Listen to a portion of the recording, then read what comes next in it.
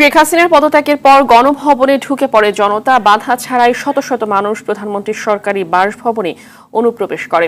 দেশ ছাড়ার খবরে গণভবনে ঢুকে পড়ে ছাত্র জনতা। কেউ প্রাচীর টপকে, কেউ কেউ সদর দরজা দিয়ে যেভাবে পেরেছেন প্রবেশ করেছেন গণভবনে। বেডরুমে লেপ তোশক থেকে শুরু করে লেকের মাছ কিছুই বাদ যায়নি। যে যা পেরেছে তাই নিয়েছে। এরপর সেখানে ঢুকে পড়ে প্রধানমন্ত্রীর কার্যালয়। আরো জানাচ্ছেন এয়ার বাদল। ঢাকা মার্চ কর্মসূচিকে কেন্দ্র করে কারফিউ উপেক্ষা করে রাজধানীতে আসতে শুরু করে লাখো মানুষের ঢল। ছাত্র জনতার একটি অংশ শাহবাগে অবস্থান নেয় এবং অপর একটি অংশ গণভবনের দিকে যায়। দুপুরের পরেই খবর ছড়িয়ে পড়ে প্রধানমন্ত্রী শেখ হাসিনা পদত্যাগ করেছেন।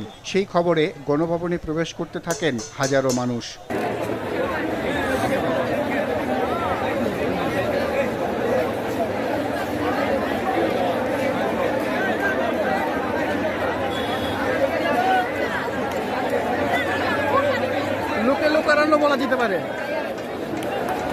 এরপর কেউ লেকে নেমে মাছ ধরেন, নিয়ে যায় মাছ।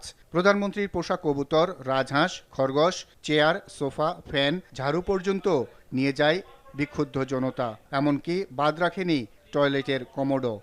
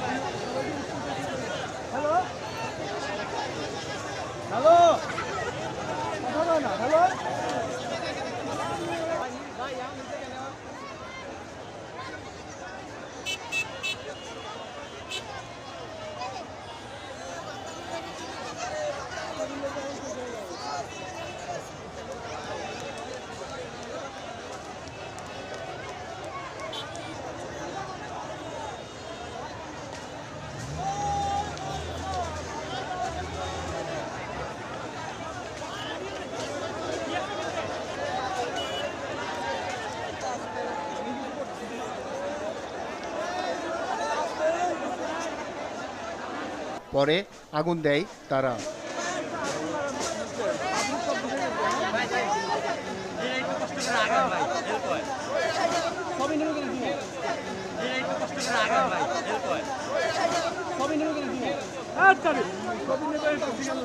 শেখ হাসিনার বেডরুমে প্রবেশ করে তার বিছানায় শুয়ে অনেকে উল্লাস প্রকাশ করেন।